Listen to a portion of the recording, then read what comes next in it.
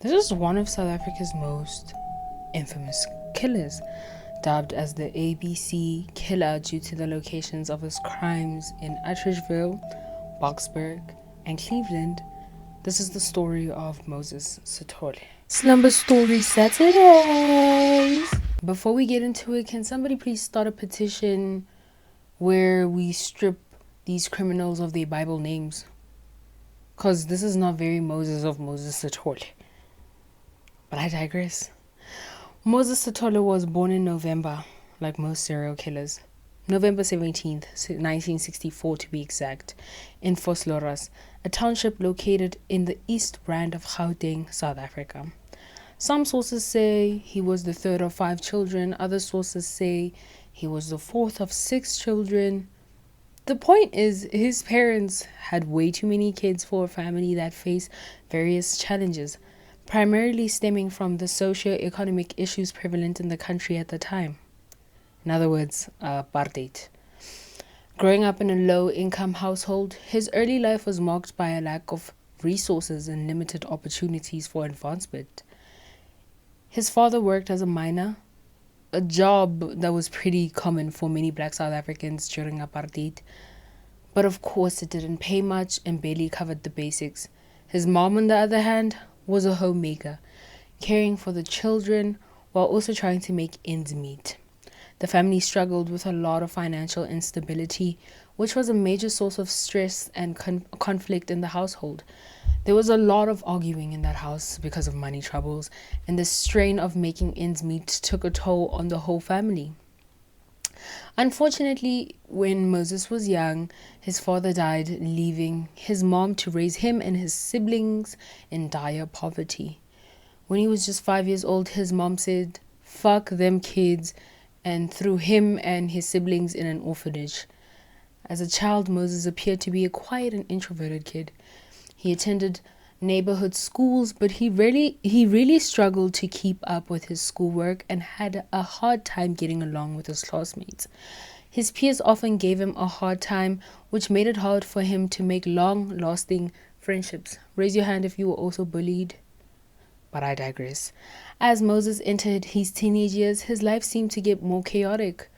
It's also reported that he experienced physical and emotional abuse at the hands of the staff at the orphanage, which drove him to be angry and resentful. Valid, to be honest. Details about Moses' formal education is not really known, but he eventually dropped out of school, likely around his early teenage years. So he was obviously kind of lost and without a clear plan or direction. He ended up taking a bunch of odd jobs just to get by. But because of his past and ongoing emotional issues, it was really hard for him to keep a steady job. And this constant feeling of uncertainty, not knowing where his next paycheck is going to come from, only added to his growing feelings of frustrations and desperation. In his late teens and early 20s, he started getting involved in petty crimes, which would eventually escalate into the heinous crimes that made him notorious today. At that point, he was really disconnected from society, and his tough childhood, combined again with the harsh realities of this world, created a toxic mix that would eventually set him on a devastating and violent course in life. Moses Sithole's crime spree occurred between 1994 and 1997. His methods were as cold as they were calculated. He would approach women in different public spaces, such as shopping areas or bus stops, posing as a friendly stranger or by offering them jobs, because people are very desperate for jobs. And to be honest, nothing has changed since then. People are still very desperate for jobs in this country. Once he gained his victims' trust, he would lure them into his vehicle and take them to isolated areas, often on the outskirts of town where he knew he wouldn't be detected. After isolating his victims, Sithole would employ extreme violence, and I mean extreme violence. He raped, he mutilated, and then proceeded to murder his victims. Like all of them, none of them survived. The violence was often so severe involving manual strangulation. Imagine his face being the last thing you see as you grow more and more unconscious. Hectic. He would obviously beat his victims, stab them, or bludgeon them with a nearby object, which basically means he would hammer any objects into your face, into your body, into your head. He was barbaric. He lacked empathy and had an extreme disregard for human life. He would leave DNA evidence that confirmed his involvement, like just out here walking around, leaving biological traces that connected him to the crime scenes. After the killings, Sithole would dispose of the corpses in out-of-the-way places like thick bushes and abandoned areas. The fact that he chose such remote locations made it tough for investigators to find the remains quickly, which only added to the growing fear and anxiety in the communities where he picked up his victims. Sithole is known to have murdered at least 38 women. 38. That's 38 funerals. Imagine how tiring one funeral is. Imagine, now think about doing that 38 times. Although the exact number of victims might be higher due to unsolved cases, many of his victims were vulnerable, often from disadvantaged backgrounds, and his victims ranged from teenagers to women in their late 20s. The investigation was a very challenging one because many crimes occurred in isolated areas and lacked physical evidence that could link back to him. The turning point of the investigation happened in 1997, when the South African Police Service began noticing patterns with multiple unsolved cases. Forensic investigators conducted DNA analysis and crime scene examinations, gradually building a case against the unknown killer, in quotation marks. I know you're thinking, isn't it normal for the police to conduct DNA analysis of the crime scene? Not an SA, not really. This country is basically gangster paradise. I haven't met a forensic investigator in this country, actually. Who studies forensics? Let me know. Quite a interesting career path, and I don't know. I've never met one, so do you guys get paid? Is it a real job? Let me know. Collecting evidence took time, but it eventually allowed the police to establish a clearer picture of the crimes. Police turned to the media to raise public awareness, releasing sketches and descriptions of the victims and potential suspects. Again, this is 97. When they say media outlets or to the media, they're not talking about social media. Now you can just post a picture of suspects and, great. Back then they did sketches. I don't even think they do sketches anymore in SA. Do they? I don't know. I'm not sure. The media helped get the community on high alert. Finally, in December of 1997, in Atteridgeville, Pretoria, Moses Sithole was apprehended. Quick side note, I grew up in Atteridgeville, Pretoria, so shout out to Atteridgeville. I digress. This was after a local resident recognized him from the media coverage and reported him to the police. The parallels with this case and the Thabo Bester case is crazy because Thabo Bester was also recognized by not a resident, but by a worker or by another shopper at Woolies. I don't know, but yeah, it's the parallels between this case and his case is like crazy. I don't know. I'm not sure if you guys can tell. But I digress. And I don't know why people who commit crimes like to do this, but the police found him with a lot of incriminating evidence on him. Well, not on him. I'm actually not sure if it was on him or not. But criminals love to keep evidence of their crimes. I don't know if it's like a mental thing, a mental health issue. It's probably a disorder.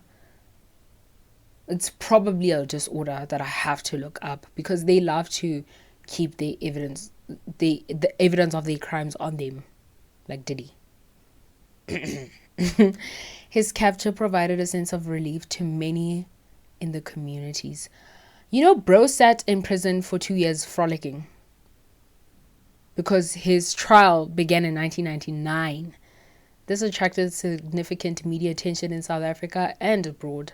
I mean, I wouldn't know. I wasn't born yet. I know there's someone who's listening to this right now who was alive in 1997 during this case, and I'm here to remind you that you are old. But let me know if it was a big thing, because right now I told my mom that I was making a video, like a true crime, a podcast about this, about Moses Sithole, and I was like, you don't know him? She's like, I do.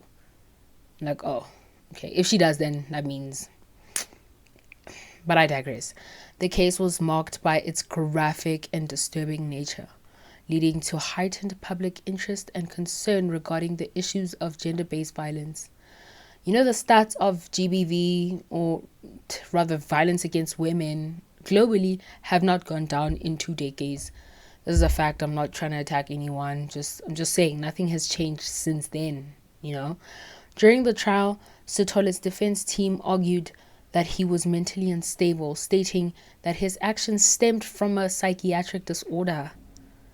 They sought to present him as a victim of his circumstances rather than a cold-blooded murderer, which makes me mad, to be honest, because men go out there, they commit heinous crimes, and when they get caught and face the full wrath of the law, they want to care about their mental or their psyche all of a sudden. What? No, that's not how it works. Since when did men care about other men's mental health? They don't, to be honest. They only care when it benefits them.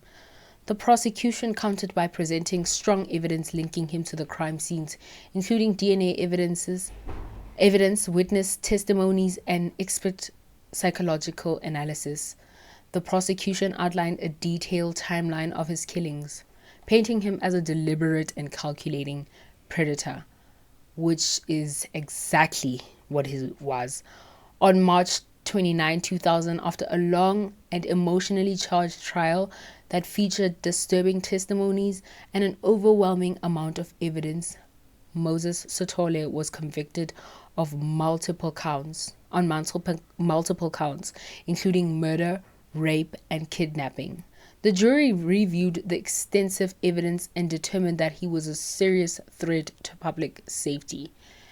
Usually around this time when the judge goes, 35 years in prison, there's a lady in the back who starts wailing. And that's usually the perpetrator's mom. And I sat there thinking, where was Sithole's mom during this trial? Because, you know, I mean, at least I thought his mom would be there at least, but again, she gave them up for adoption. But during this trial, there is little public information about the presence or involvement of his mother or immediate family, meaning his siblings also probably didn't, I don't know, disowned him or something. I don't know. On April 2nd, 2000, he was sentenced to 1,340 years in prison without the possibility of parole, marking one of the longest sentences in South African history. Well deserved, to be honest. It's only been 24 years of his sentence, which is, wow, he still has a long way to go. Man, he turned 60 this year. They'll probably let him out because he's sick or something. I don't know. South African justice system. His sentence was both a punitive measure and a symbolic statement against gender-based violence. It emphasized the severity of his crimes and aimed to provide some measure of closure to the grieving families of the victims. This story, I don't know why I picked to speak about him specifically.